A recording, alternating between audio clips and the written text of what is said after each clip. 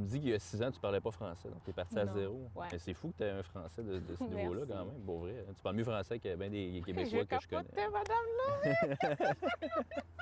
Viens dans mes bras.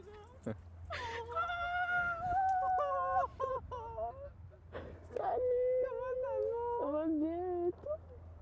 Puis on se voit demain. C'est ta professeure? Oui, Ah, en ok. classe d'accueil. Ah, c'est vrai? OK. Moi, je m'appelle Yadjoua. Ça va faire bientôt 6 ans que je suis ici.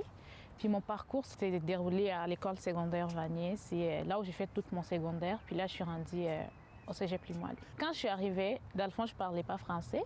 Fait que j'ai dû commencer dans les classes d'accueil pour apprendre un peu le français puis tout. Puis là, un an après, j'ai été intégrée dans l'école régulière en secondaire 1. Mon parcours, en bref, n'a pas été facile dans le sens que, oui, je devrais travailler plus que les autres. Tout ce qui est mot des vocabulaire, la compréhension, c'était pas facile pour moi. Fait que j'ai dû travailler fort pour en arriver là. DAM, c'est quoi exactement, pour ceux qui ne connaissent pas l'organisme? Le diplôme avant la médaille, c'est un organisme qui a vu le jour en 2012, donc ça fait nos 10 ans cette année. Puis ce qu'on fait, c'est vraiment qu'on a des partenariats avec des écoles secondaires ou qu'il y a des jeunes un petit peu plus à risque de décrochage, puis on vient les aider à travers le sport. Puis ça appartient un peu à Vanier, Oui. c'est un des milieux. C'était-tu le premier milieu? Oui, exactement. Moi, en 2012, j'étais entraîneur de basket à Vanier.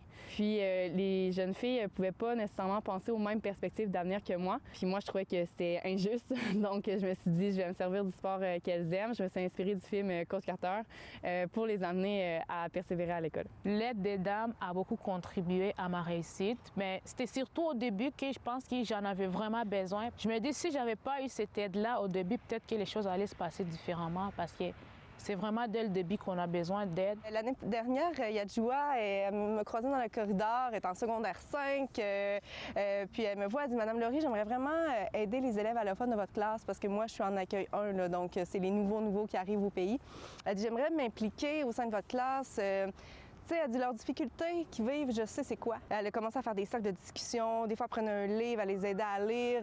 Au début, elle était gênée, c'était comme 3-4 élèves à la fois, puis à la fin, c'était vraiment, il fallait sélectionner ceux qui devaient y aller parce qu'elle avait comme plus de place autour d'elle. Donc, c'était vraiment une belle histoire. Donc, je l'ai nominée pour Force à venir.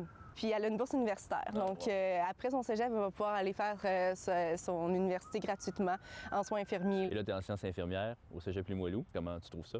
C'est tough.